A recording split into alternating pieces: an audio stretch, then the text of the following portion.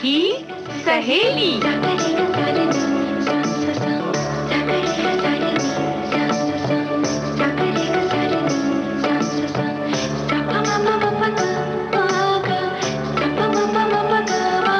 सखी सहेली।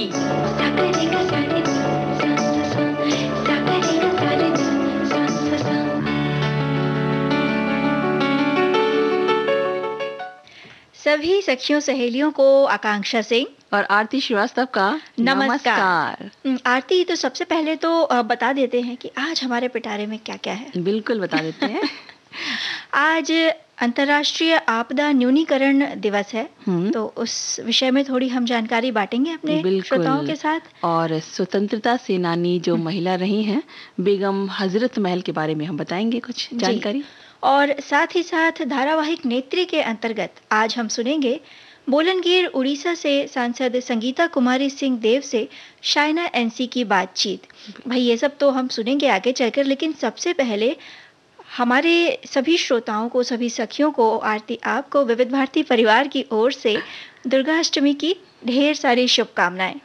हमारी तरफ से भी आप सभी को शुभकामनाएं। और हमारे जो श्रोता हमसे जुड़े हैं हमारे फेसबुक पेज पर, उन्होंने भी हमें ढेर सारी शुभकामनाएं दी हैं अष्टमी की, तो उन्हें भी शुभकामनाएं देते हैं। और वैसे शक्ति से जो सृजन होता है और शक्ति से ही विध्वंस भी होता है आरती, है ना।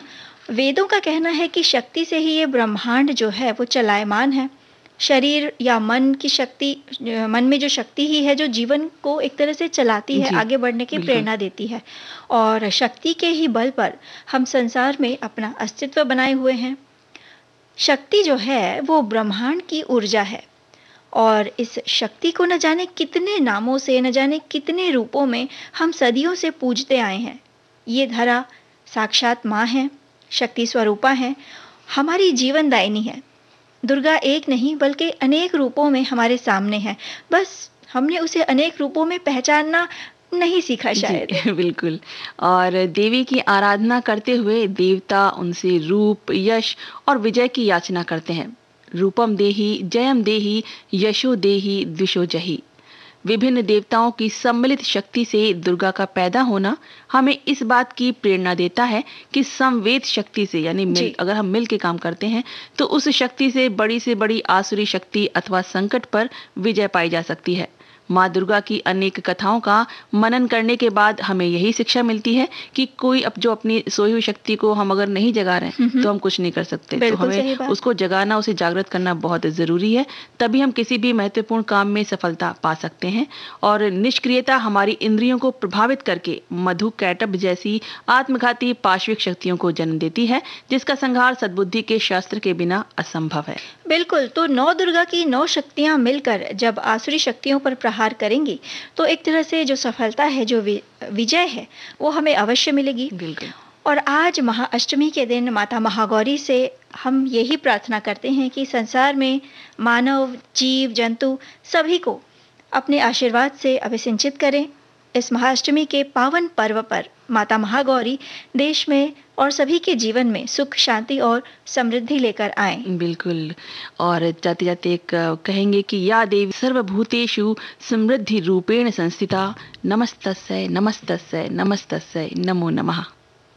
जय जय रे जगदम्बे माता, जय जय रे जगदम्बे माता, द्वार तिहारे जो भी आता, द्वार तिहारे जो भी आता, बिन मांगे सब कुछ पा जाता। जय जय रे जगदम्बे माता, जय जय रे जगदम्बे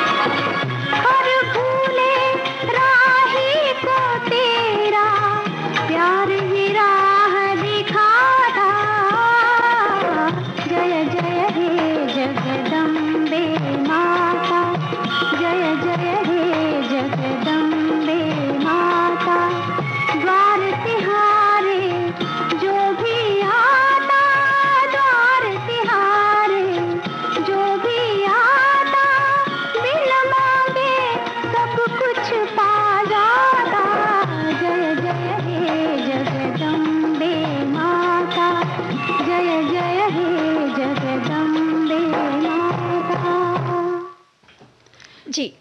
आकांक्षा, अभी हमने इतना अच्छा प्यारा सा गीत सुना है माता का, और अब हम बात कर लें अपने अगले विषय की ओर बढ़ते हैं। बिल्कुल। आज अंतर्राष्ट्रीय प्राकृतिक आपदा न्यूनीकरण दिवस भी है।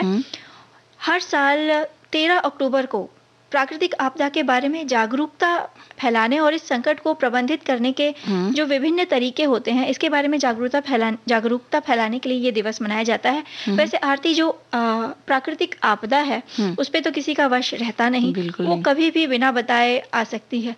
लेकिन हम ये कर सकते हैं कि हम कुछ हद तक तैयार रह सकते हैं, बिल्कुल। कुछ जागरूक बन सकते हैं। प्राकृतिक आपदा से हुए जो जोखिम है, उनसे जो हानियां हैं, उनको कुछ हद तक कम किया जा सकता है। तो तूफान हो गए, भूकंप, चक्रवात, हिमस्खलन और सुनामी, ऐसी कई सारी जो भयंकर प्राकृतिक आपदाएं जो होती हैं, उनके न्यूनीकरण के लिए ये जो अंतर्राष्ट्रीय दिवस है, ये पूरे दिन कई गतिविधियों के द्वारा मनाया जाता है। इन गतिविधियों में समाज और लोगों को उन खतरों के बारे में जानकारी दी जाती है जो प्राकृतिक आपदाओं के समय उत्पन्न होती है। और जो संयुक्त राष्ट्र महासभा द्वारा जोखिम जागरूकता और आपदा में कमी की वैश्विक संस्कृति को बढ़ावा देने के लिए किए गए आह्वान के बाद से साल 1889 में अंतर्राष्ट्रीय आपदा न्यूनीकरण दिवस मनाए जाने की शुरुआत हुई थी। पहले जो था वो हर अक्टूबर महीने के हर दूसरे बुधवार को ये दिन मनाया जाता था, लेकिन बाद में आगे चलकर साल 2009 में 13 अक्टूबर का जो दिन था, ये तिथि निश्चित की गई इस दिवस को मनाने के लिए। बिल्कुल। और प्राकृतिक आपदा निवारण के लिए अंतर्राष्ट्रीय दिवस जो कहा आपने, जैसे कि 13 अक्टूबर को प्राकृतिक आपदा के बारे में जागरूकता फैलाने और इस संकट को प्रबंधित करने के विभिन्न तरीकों के साथ मनाया जाता है, और क्योंकि उसके बारे में बताने के लिए कि आप किस तरह से आप इस जोखिम को कम कर सकते हैं। और प्राकृतिक आपदाओं में हम तूफान है, भूकंप, कुछ भी हो सकता है जो भी प्रकृति के से जुड़ी हुई चीजें हैं, और जैसे सुनामी जैसी आपदा है जिसके बारे में पहले से सूचना, लेकिन इतनी पहले भी नहीं मिल पाती है सूचना, जितना भी मिले तो उसके हिसाब से कर सकते हैं हम। प्राकृतिक जो अंतर्राष्ट्रीय प्राकृतिक आपदा न्यूनीकरण दिवस पर प्राकृतिक आपदाओं में कमी लाने का प्रचार करने, साथ ही साथ जागरूकता फैलाने, प्रसार करने और आपदा प्रबंधन के तरीकों को बढ़ावा देने के लिए विभिन्न गतिविधियों के माध्यम से स्कूलों, कॉलेजों, साथ ही साथ कई विश्वविद्यालयों में जागरूक फैलाए जाते हैं। और जो जागरूकता जलवायु परिस्थितियों में, ये हम जब जागरूक होंगे अपने पर्यावरण के प्रति, तभी तो कुछ सकारात्मक बदलाव ला सकेंगे। बिल्कुल। और देखा जाए तो सेंडाई सम्मेलन हुआ था इसी को लेकर, और 2015 में, जो कि 2030 तक 15 साल का गैर बाध्यकारी और स्वयंसेवक ढांचा है जो प्राकृतिक आपदाओं को कम करने के लिए दुनिया भर में काम करने वाले सभी संगठनों के साथ सभी जरूरी लक्ष्यों की रूपरेखा तैयार करता है। और ये विषय आपदा जोखिम को समझने, जोखिम को दूर करने में निवेश, आपदाओं का प्रबंधन और तैयारियों के तरीकों को संशोधित करने पर जोर देता है। ये बिल्कुल, हमें प्राकृतिक वातावरण हमारी ज़रूरत है जी। हमें दुर्घटनाओं के बारे में थोड़ा और सावधान रहने की भी ज़रूरत है।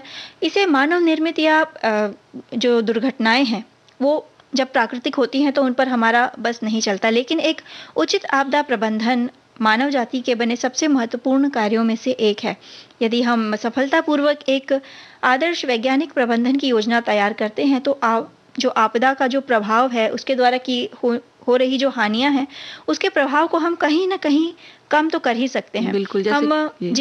जैसे कि अगर कहीं पता है बहुत बारिश है या बाढ़ आने की संभावना है, तो पहले से ही उस गांव में या उस जगह पे जितने लोग रह रहे हैं वहां से उनको हटा दिया जाए, दूसरी जगह पे उनको विस्थापित कर दिया जाए, तो ये रहेगा कि उतनी जान माल की हानि नहीं होगी। बिल्कुल। तो एक जो प्राकृतिक आपदा है, जैसे हम कह रहे थे कि उससे हम बच तो नहीं सकते, लेकिन एक उचित प्रबंधन के द्वारा उसके द्वारा हो रहे जो जोखिम है, उसके द्वारा हो रही जो हानियां हैं, उसको हम कर सकते हैं। और इसके लिए हम सभी को, पूरे विश्व को मिलजुल कर आगे बढ़ना होगा। बिल्कुल।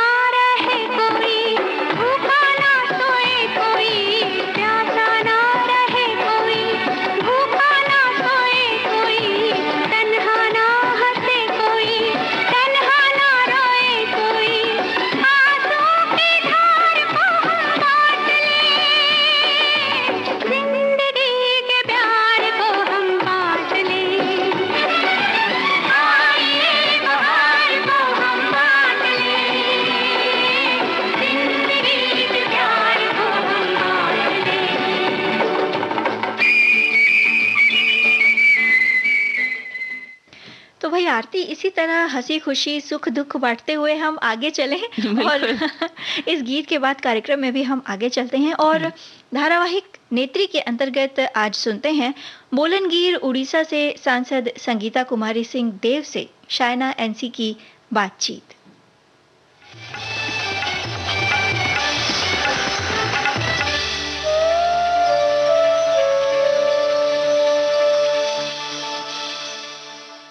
छोड़ो कल की बातें, कल की बात पुरानी, नए दौर में लिखेंगे मिलकर नई कहानी।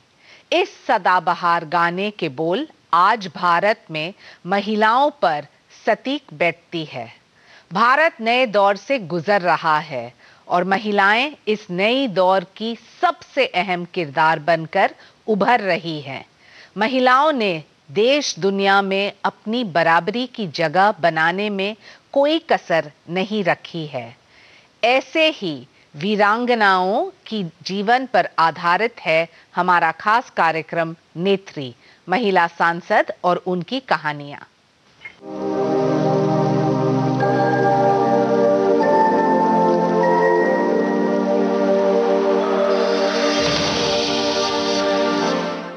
नमस्कार, स्वागत है आप सबका हमारे विशेष कार्यक्रम में नेत्री, महिला सांसद और उनकी कहानियां।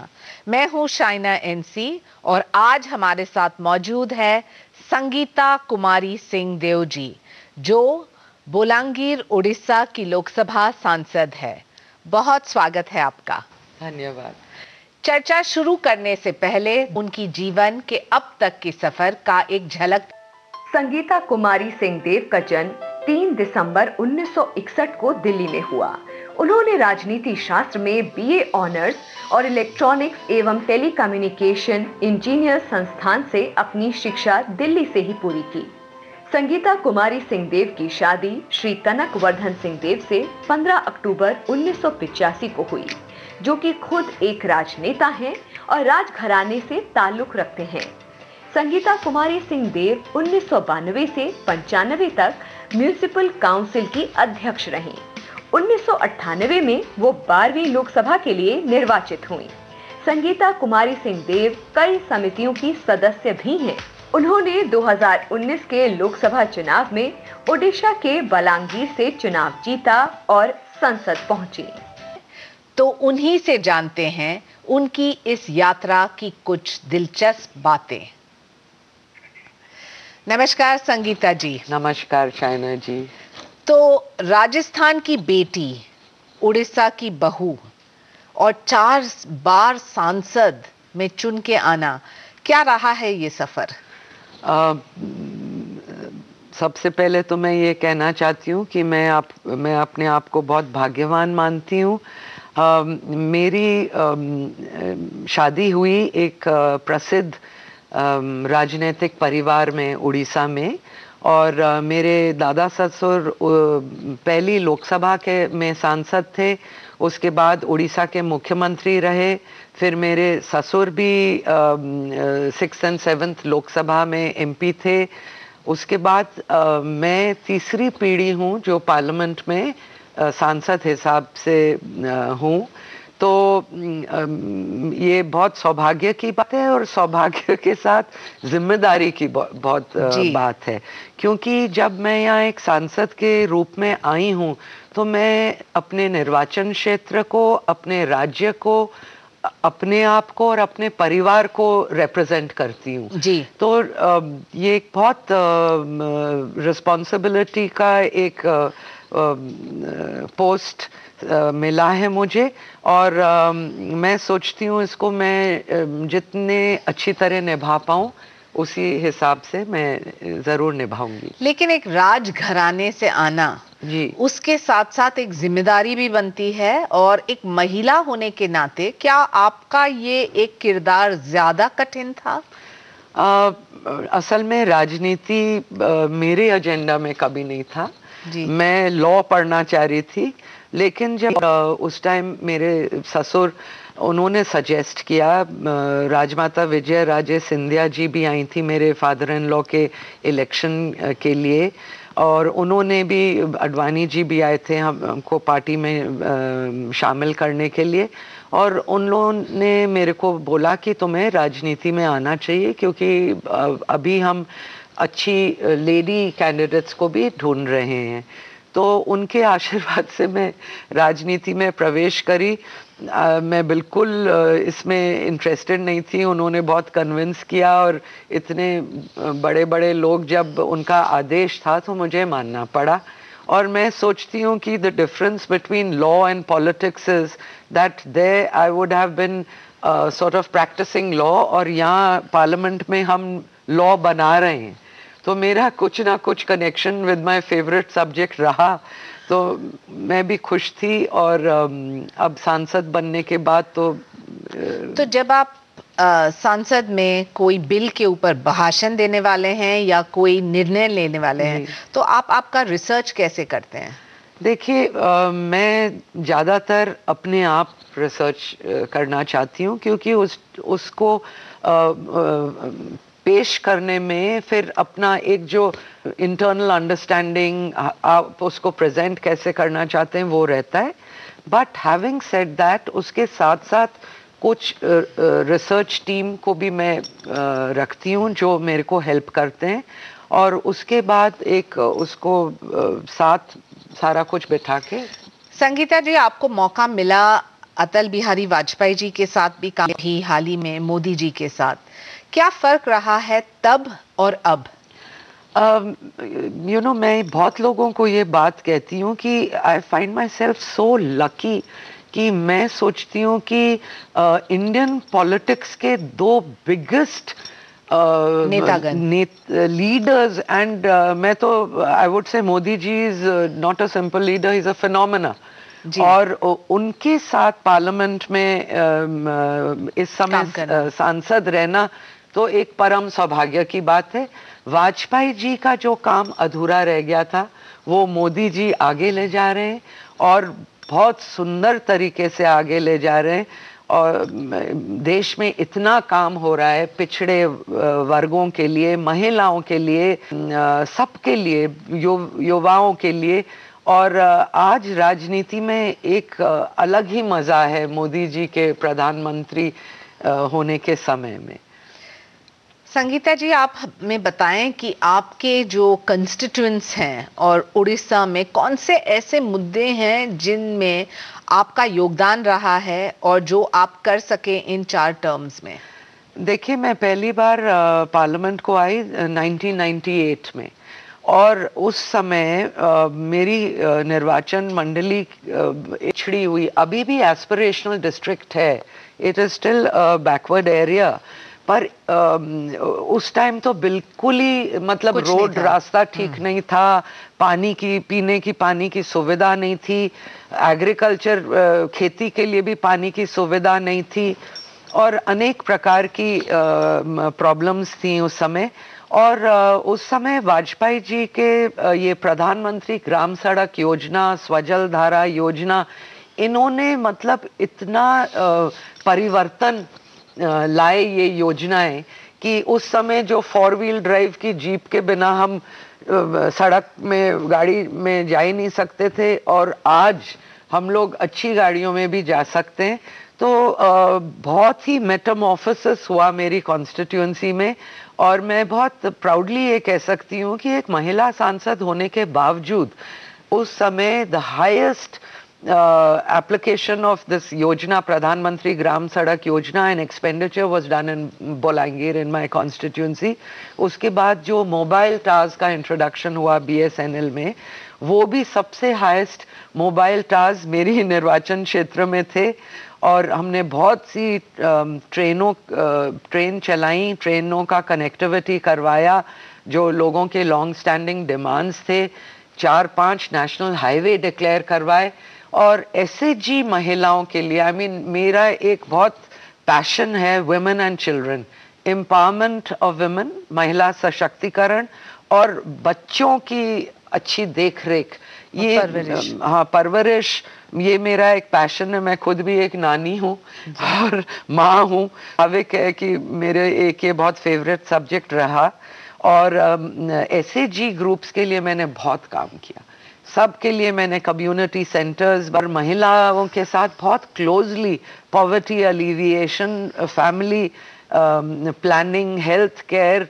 और हमारा एक अकाल पीड़ित अंचल है तो पानी का हमने सुविधाएं बहुत जगह कराई। और इस बार 17वीं लोकसभा में एक अड़चन भी तो रही है कोविड को लेके जी, तो आपने आपके क्षेत्र में क्या किया जो खास है अपने जनता के लिए? देखिए, मैं ये कोविड समय का दिस पैंडेमिक पीरियड के बारे में एक चीज़ कहना चाहती हूँ कि मोदी जी ने इसमें एक ग्लोबल स्तर में एक बहुत अहम भूमिका निभाई, और उनके मार्गदर्शन के अनुसार हम लोग को चलना मुश्किल नहीं था। मतलब उन्होंने सिर्फ देश के लिए नहीं पर पूरे विश्व में he has emerged as a global leader, कि उन्होंने एक भारत जैसे देश को एक बिल्कुल नंबर 1 देश कर दिया, जहां आज हम विश्व भर में चर्चा हो रही है कि और भारत ने कैसे कर दिखाया। एग्जैक्टली, और हम इतने देशों को, डेवलप्ड कंट्रीज को वैक्सीन्स भेज रहे हैं, PPE किट्स भेज रहे हैं, और अनेक प्रकार की उनकी मदद कर रहे हैं। तो उनके लीडरशिप में हम लोग को ज़्यादा मुश्किल नहीं रहा। एज एन MP हमने प्रत्येक कोविड सेंटर को मैंने विजिट किया, प्रत्येक पंचायत में, कि वहाँ क्वारंटीन फैसिलिटीज़ ठीक से हुई हैं कि नहीं। उड़ीसा में सबसे ज़्यादा मैस माइग्रेशन ऑफ वर्कर्स मेरे निर्वाचन क्षेत्र में होता है, और भारत सरकार ने मेरे को, हर्षवर्धन जी को और सबको बहुत धन्यवाद देना पड़ेगा, क्योंकि उन्होंने कोविड टेस्टिंग सेंटर्स मेरे निर्वाचन क्षेत्र में कराए, और पूरी हेल्प उन्होंने बहुत बड़ी तरह से करी। और बीजेपी, हमारे संघ परिवार, हमारे विश्व हिंदू परिषद की तरफ से एक पूरे पारिवारिक हिसाब से हम लोग ने कोविड की लड़ाई लड़ी, नरेंद्र मोदी जी के आदरणीय हमारे यशस्वी प्रधानमंत्री जी के नेतृत्व में, और सफल हुए हम। लेकिन संगीता जी, आज भी देखा जाए तो एक महिला जो राजनीति में आती है, एक नजरिया रहता है उनको देखने, ये बहुत ही अच्छे परिवार से आती है, बहुत सुंदर हैं, उनको एंटाइटलमेंट है, उनको मौका मिला, उनका परिवार है, क्या आपको ये स्टीरियोटाइप से लड़ने की आवश्यकता बनी या फिर आपके लिए काफी आसान रहा पूरा सफर? देखिए, एक्चुअली मैं एक राजनीतिक परिवार से, जैसे मैंने मेंशन किया, और मेरे दादा ससुर having been the Maharaja of Patna Bolangir, उन्होंने आफ्टर इंडिपेंडेंस उन्होंने ही merged himself with the democratic system, और पहली लोकसभा में वो निर्वाचित होके भी गए, और वहाँ से हमारा एक ये राजनीतिक सफर जर्नी शुरू हुई। और मेरे को इसमें इतना प्रॉब्लम नहीं हुआ क्योंकि मैं सोचती हूँ कि बहुत कुछ एक अपने ऊपर भी निर्भर होता है। अगर हम सबके साथ ऐसे पेश आए कि हम राज परिवार के हैं, युवरानी हैं, महारानी हैं, तो और वो डिस्टेंस अपने क्षेत्र में लोगों के साथ मेंटेन करें, और गहनों से लदे हम जाएंगे निर्वाचन क्षेत्र में, and not in sync with reality, and not in touch with the sensibilities of a constituency, तो जरूर हमें मुश्किल होगी। लेकिन अगर हम अपने आप, जैसे हम घर पे हैं, एक सिंपल पारिवारिक हिसाब से मैं अपने कार्यकर्ताओं, अपने वोटर्स के साथ एक पारिवारिक संपर्क रखती हूँ। वो मेरे को माँ, रानी माँ बुलाते हैं प्यार से, और वो एक चीज जानते हैं कि उनकी जो भी कठिनाई हो किसी भी टाइम में, वो अपना दुखड़ा मेरे साथ डिस्कस कर सकते हैं। I do not behave like a politician. आपके वोटर्स की या जनता में अपेक्षा कैसे बदली है तब और अब, क्योंकि आपका एक छोटा गैप था बीच में और आप वापस आ गए हैं राजनीति में। आप बताइए कि अपेक्षा आकांक्षा जनता की क्या होती है? एक्चुअली आई थिंक ये गैप बहुत नेसेसरी था, क्योंकि मैं पहले 3 बार सांसद थी एंड मेरा मार्जिन बढ़ता ही गया, और जो लोग भी सोच रहे थे कि I would be a one election wonder, पर I was very young at that time also, और जितना भी काम हुआ वो शायद उन्होंने भी ग्रांटेड में लिया और मैंने भी थोड़ा कंप्लेसेंसी मेंटेन करी। पर ये 10 साल में मैं भी बहुत मैच्योर हुई, और लोगों ने भी ये रियलाइज किया कि जैसे मैं एक पैशन के साथ, एक पागलपन के साथ काम करती थी, वो शायद उनको रियलाइज हुआ कि औरों ने नहीं किया होगा, इसलिए मैं वापस रीइलेक्ट हुई। तो ये I think they also missed me, I also missed them. क्या आपको लगता है कि महिला सांसद जो है ज्यादा सक्षम है, ज्यादा मेहनती है और ज्यादा ईमानदार है? मैं आपको एक बात फ्रैंकली बोलूं, जो मैं अपनी बेटी को भी बोलती हूँ, कि हिंदुस्तान में महिला प्रधानमंत्री बेशक बन जाए, लेकिन घर में उसका पति बॉस है, एंड हमारा एक पैट्रियार्कल सोसाइटी है। पर आई डोंट थिंक कि उसमें दैट इज अ डिसएडवांटेज, क्योंकि महिलाओं ने बहुत कुछ काम किया है और वो मैं सोचती हूँ बहुत सिंसियर हैं, और वो twice as hard as men काम करती हैं। तो आपका मानना है कि ये पैट्रियार्कल सोसाइटी जिसमें हम जीते हैं, जहां एक पुरुष एक महिला को एक नज़र से देखते हैं, या फिर हमारी जो जिम्मेदारी है वो निभाते हुए भी इस चैलेंज यानी कि राजनीति को एक्सेप्ट करना चाहिए? देखिए, ये परिवर्तन और कौन लाएगा, हमें खुद ही लाना है। हम लोग को उनको इस प्रकार बिहेव करके, काम करके दिखाना है कि हम मर्दों से कम नहीं हैं, और जब हम वो काम करेंगे तो लोगों की विचारधारा बदलेगी, जैसे मेरे सिचुएशन में बदली है, और इसलिए मैं रीइलेक्ट हो पाई। संगीता कुमारी सिंह देव से बातचीत के इस सिलसिले को आगे बढ़ाते हैं। संगीता जी, आपका जो एमपी लैड फंड होता है, बहुत लोग अलग अलग अंदाज से इस्तेमाल करते हैं, आपने कैसे इस्तेमाल किया? मैंने सबसे ज़्यादा हमारे पानी की कमी है, एक अकाल पीड़ित अंचल है, पहले केबी के योजना भी हमारे लिए सेंटर से थी, और सबसे ज़्यादा मैंने पानी के लिए खर्चा किया, कि पोर्टेबल ड्रिंकिंग वाटर के लिए, और महिला सशक्तिकरण के लिए मैंने एसएचजीज के लिए बहुत फंड्स दिए, और बाकी मैं लोगों के डिमांड के ऊपर जाती हूँ। मैंने एक ऐसा डिवाइस किया है, एक प्रोग्राम, कि मैं खुद गांव में जाके लोगों का जो इच्छा है उसके अनुसार फंड देती हूँ। मैंने कार्यकर्ताओं को भी बोल रखा है कि ये उनके दिल से आना चाहिए, जो उनको चाहिए हम वो देंगे। क्या आप मानते हैं कि महिला जब शिक्षित, सुरक्षित, आत्मनिर्भर है तब उनकी प्रगति होती है, और जो ऐसा है तो आत्मनिर्भर भारत हो या वोकल फॉर लोकल या बचत गढ़, किस दिशा में आप आपके वोटर्स को प्रोत्साहित करते हैं? देखिए, ये आत्मनिर्भर भारत आई थिंक एक रेवोल्यूशनरी योजना है to make a self reliant India. ये मोदी जी ने एक ऐसा रेवोल्यूशनरी स्टेप उठाया है, और ये देश को बहुत आगे ले जाएगा। एंड वोकल फॉर लोकल भी, जो हमारे लोकल हैंडीक्राफ्ट्स हैं या हमारे लोकल प्रोडक्ट्स हैं, उसको मान्यता देने के लिए ये योजना शुरू हुई है। तो ये अगर हम इसको अडॉप्ट करते हैं अच्छी तरीके से, जैसे बजट में ये था 1 डिस्ट्रिक्ट 1 क्रॉप, और जो हमारी किसान ट्रेनें हैं ये जिले जिले में आके वहाँ का जो क्रॉप है, मान लीजिए बलांगीर में अगर हमने पटेटो उत्पादन ले लिया, तो पूरे जिला में हम पटेटो उत्पादन करेंगे और वो किसान रेल आके उसको आगे ले जाएगी। तो ये योजना लोगों को इंडिपेंडेंट, सेल्फ रिलायंट करने को है। और मैं सोचती हूँ कि देखिए, एजुकेशन, फॉर्मल एजुकेशन सब कुछ नहीं होता है। मैंने देखा है some of the most able politicians आज जिनकी BA, MA, PhD की डिग्रियां नहीं है।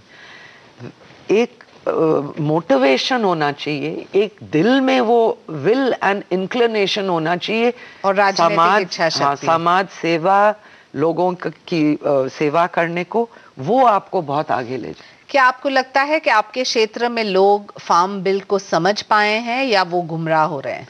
मेरे क्षेत्र में लोग फार्म बिल को अच्छी तरीके से समझें, और इसमें हम लोग ने भी गांव-गांव जाके ये फार्म बिल को उनको समझाया है। क्योंकि अगर इलेक्टेड रिप्रेजेंटेटिव्स अपना काम ना करें तो फिर there is a disconnect between the voter and the leadership right up to the centre.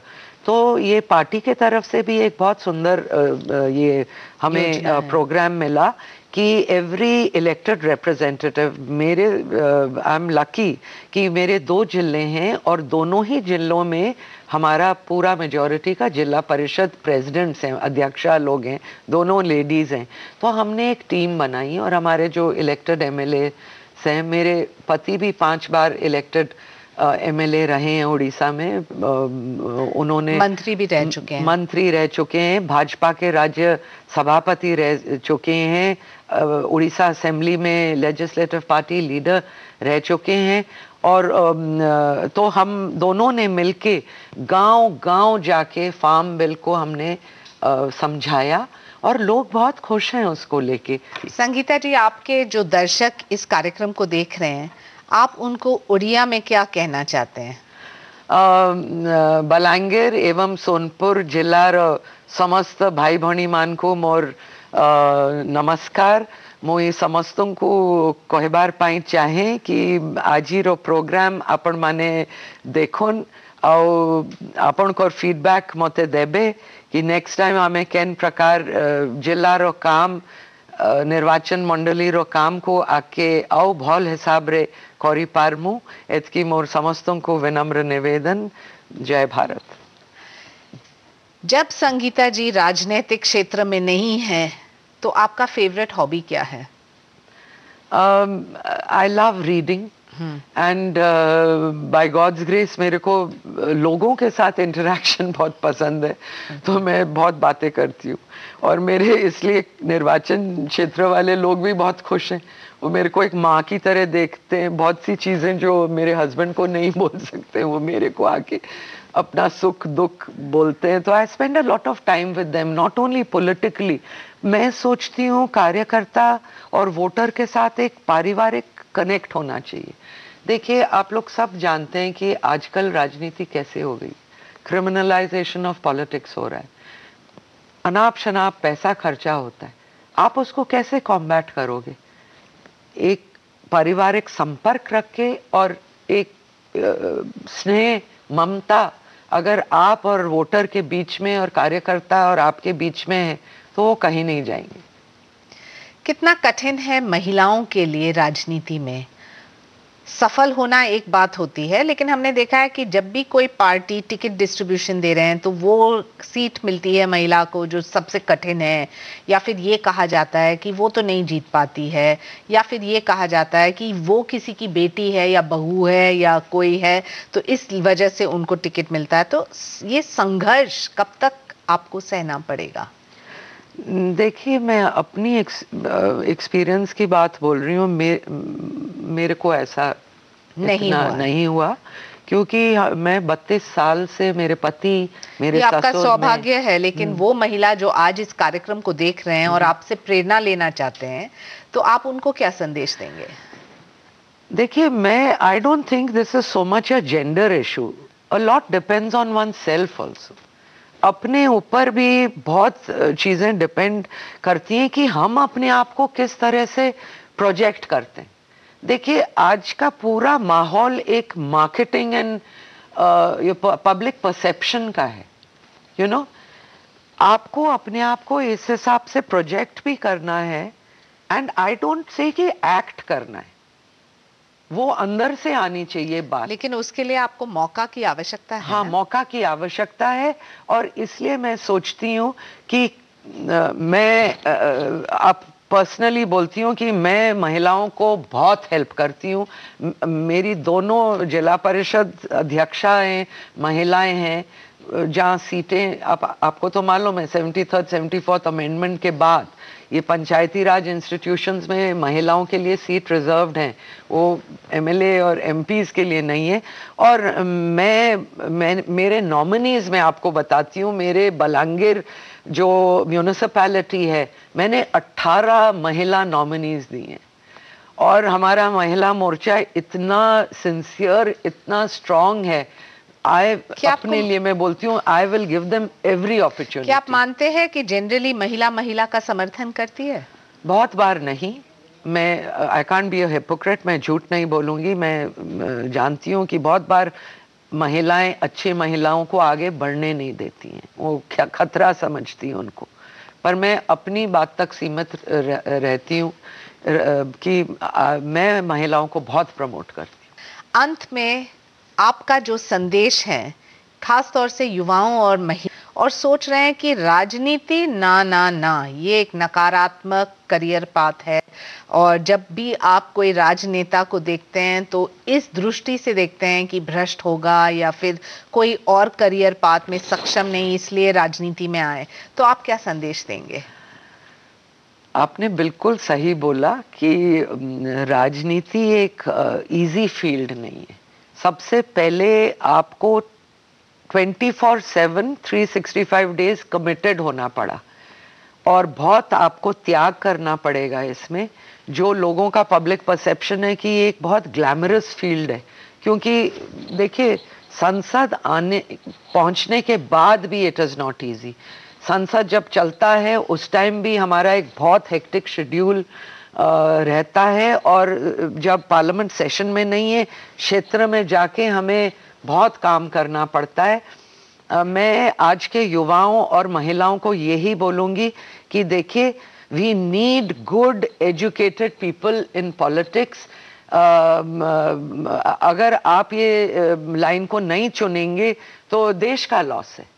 कि अब हमको with 1.3 billion strong population, optimum utilisation of our human resources हमें करना है, एंड हमको जो अच्छे लोग हैं उनको राजनीतिक जीवन में लाना है। या ये त्याग का जीवन है, परिश्रम का जीवन है, और हमारे प्रधानमंत्री जी वो एक दिन छुट्टी लेने वाले लीडर नहीं है। तो आपको उनसे प्रेरणा लेनी है कि आप किस प्रकार के पॉलिटिशियन होना चाहते हैं। और मैं सोचती हूँ कि ये कठिन सफर है, पर समाज सेवा और लोक सेवा आपको एक बहुत ग्रेटिफिकेशन भी देता है और बहुत सारे दुआ। मेरे को अपने कॉन्स्टिट्यूंसी में ये मेटामॉर्फोसिस देख के कि वो क्या था और आज क्या है, अत्यंत खुशी होती है। मैंने अपने निर्वाचन क्षेत्र को एक छोटे बच्चे की तरह पाला है और it's a very rewarding line.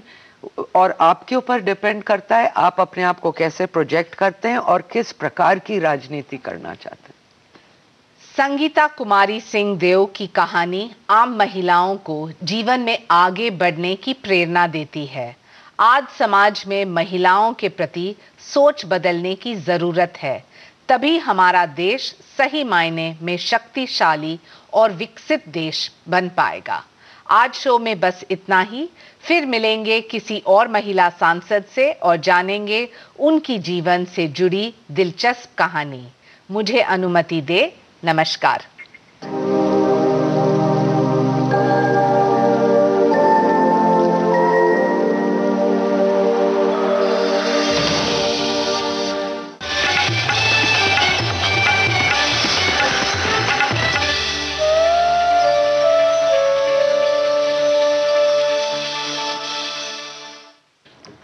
तो धारावाहिक नेत्री के अंतर्गत अभी हम सुन रहे थे बुलंदगीर उड़ीसा से सांसद संगीता कुमारी सिंह देव से शाइना एनसी की बातचीत जी।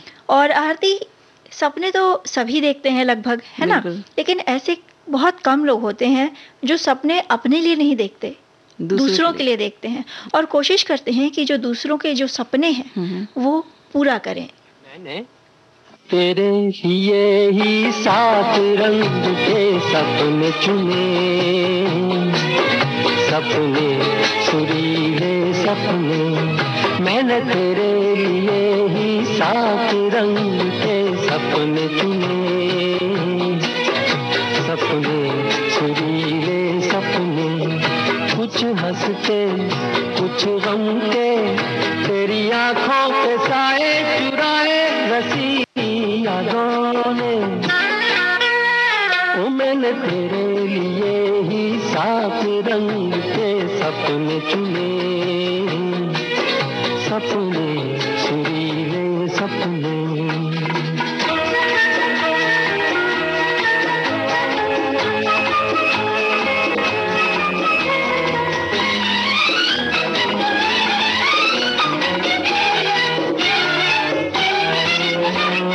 छोटी बातें छोटी छोटी बातों की है यादें बड़ी, भूले नहीं बीती हुई एक छोटी घड़ी, छोटी बातें छोटी छोटी बातों की है यादें बड़ी, भूले नहीं बीती हुई एक छोटी घड़ी, जन्म जन्म से आंखें बिछाई तेरे लिए इन राहों ने, ओ मैंने तेरे लिए ही 7 रंग के सपने चुने, सपने सुरीले सपने।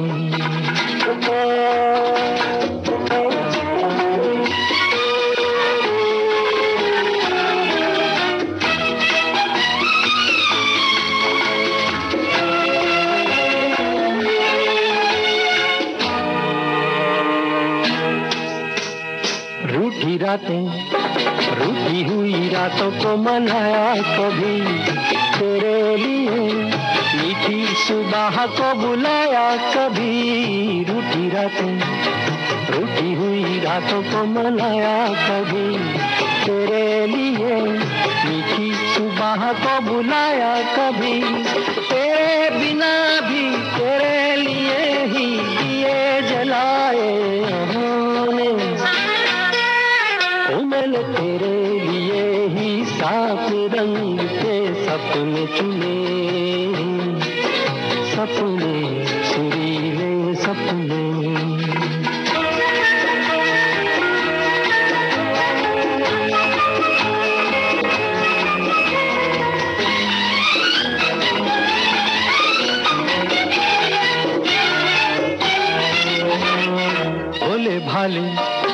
भोले भाले दिल को बहलाते रहे, तन्हाई में तेरे ख्यालों को सजाते रहे, भोले भाले भोले भाले दिल को बहलाते रहे, तन्हाई में तेरे ख्यालों को सजाते रहे। कभी कभी तो आवाज देकर मुझको जगाया ख्वाबों ने, ओ मैंने तेरे लिए ही 7 रंग के सपने चुने, सपने सुरीले सपने, कुछ हंसते कुछ गम के, तेरी आंखों के साए चुराए रसीली यादों ने, ओ मैंने तेरे लिए ही 7 रंग के सपने चुने, सपने। आरती, ये जो सपने होते हैं ये चैन से सोने ही नहीं देते। बिल्कुल, सपने होते ही ऐसे हैं जो नींदें उड़ा देते हैं। और हमारे जो स्वतंत्रता सेनानी थे उन्होंने भी एक सपना देखा था, स्वतंत्र भारत का सपना, और उन्हीं की बदौलत आज हम सर उठाकर एक स्वतंत्र देश के नागरिक हैं। बिल्कुल, है ना। और स्वतंत्रता दिलाने के लिए उन्होंने अपना सर्वस्व उस लड़ाई में झोंक दिया। तो आज हम जिनकी बात कर रहे हैं वो है स्वतंत्रता सेनानी बेगम हजरत महल जी। और आकांक्षा बेगम हजरत महल का नाम उन स्वतंत्रता सेनानी महिलाओं में गिना जाता है जिन्होंने वर्ष 1857 के विद्रोह के दौरान अंग्रेजों को चुनौती देने का साहस दिखाया था जी। बेगम हजरत महल का जन्म वर्ष 1820 में फैजाबाद अवध में हुआ था। विवाह से पूर्व उनका नाम मोहम्मदी खानुम था। उनका निकाह नवाब वाजिद अली शाह के साथ हुआ था और बहुत जल्द वो समय आया कि जब ब्रिटिश ईस्ट इंडिया कंपनी ने अवध पर कब्जा कर लिया और अवध के अंतिम नवाब वाजिद अली शाह को अवध से निर्वासित करके कलकत्ता भेज दिया। लेकिन बेगम हजरत महल ने अपने बेटे बिरजिस कद्र के साथ लखनऊ में ही रहने का निर्णय लिया। जी, अवध के बाद मेरठ और फिर लखनऊ में भी विद्रोह का बिगुल बज उठा, जो आग की तरह अन्य शहरों में भी फैल गया। हजरत महल इस विद्रोह को लाने वाले मुख्य सेनानियों में से एक थी। उन्होंने पूरे अवध में उत्साह का संचार कर दिया था। बेगम हजरत महल प्रायः ही अपने जो सैनिक थे उनको प्रोत्साहित करने के लिए बैठकें बुलाया करती थीं, जिनमें सैनिकों को बहादुरी की सीख दी जाती थी, उनमें जोश भरा जाता था और उन्हें आंदोलन के लिए प्रेरित किया जाता था।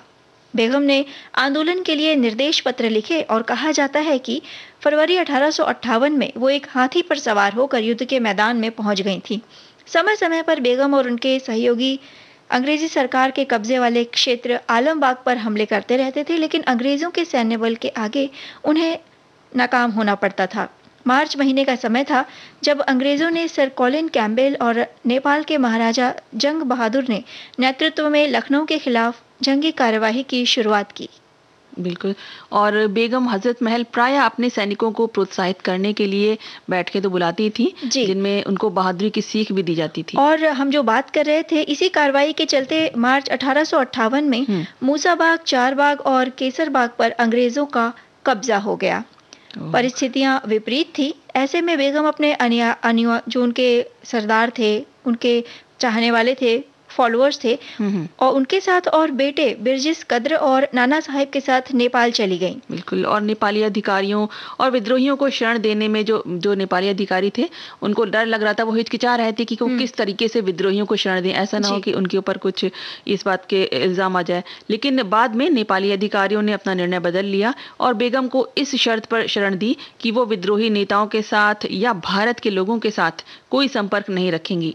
उन्हें नेपाल में बहुत कठिन परिस्थितियों से गुजरना पड़ा, जिसके चलते उनका बेटा बीमार पड़ गया और बेगम की नेपाल से पलायन करने की योजना थी।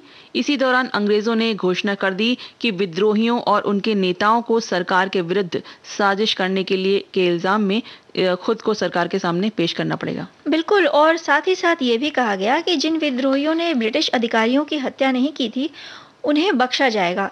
और ये घोषणा बेगम से लेकर हर एक छोटे बड़े विद्रोही के लिए की गई थी। लेकिन बेगम हजरत महल इस बात पर बिल्कुल सहमत नहीं हुई और आत्मसमर्पण करने के बजाय उन्होंने प्रतिशोध के उद्देश्य से जो अधिकारी थे नेपाली, उनसे सहायता मांगी, लेकिन वहाँ उन्हें निराशा हाथ लगी।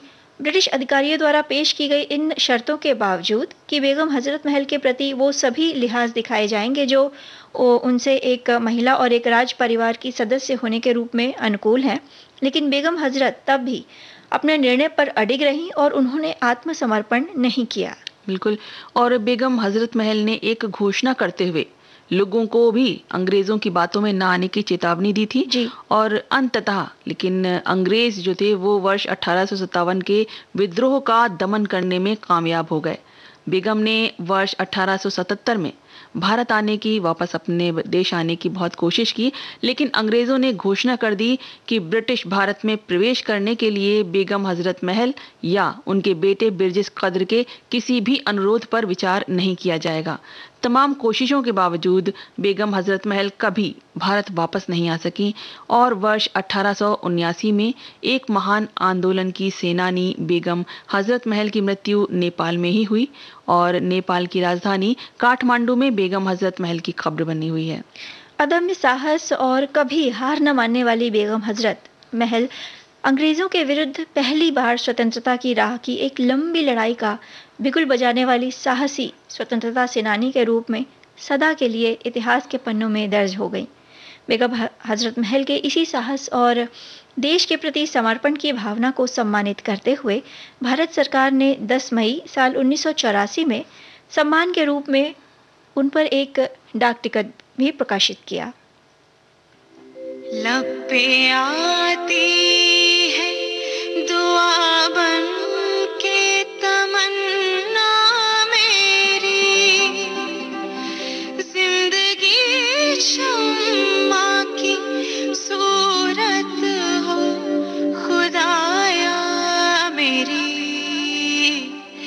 लब पे आती है दुआ बन के तमन्ना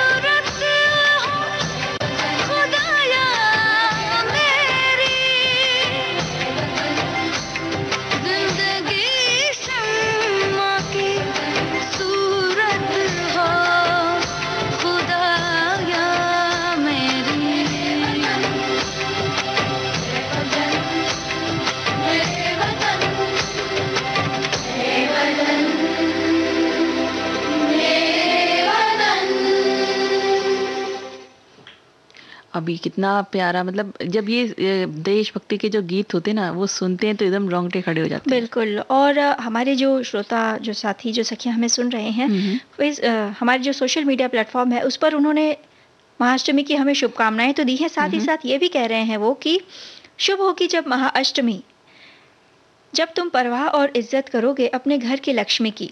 पावन होगा हर त्योहार, जब रखोगे हर बेटी बहन का मान।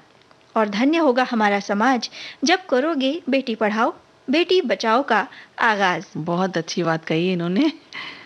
तो इन्हीं ये जो कामनाएं हैं, ये जो शुभ कामनाएं हैं, इसी के साथ सभी को एक बार फिर विविध भारती परिवार की ओर से महाअष्टमी की शुभकामनाएं देते हैं और विदा लेते हैं। सभी को आकांक्षा सिंह और आरती श्रीवास्तव का नमस्कार।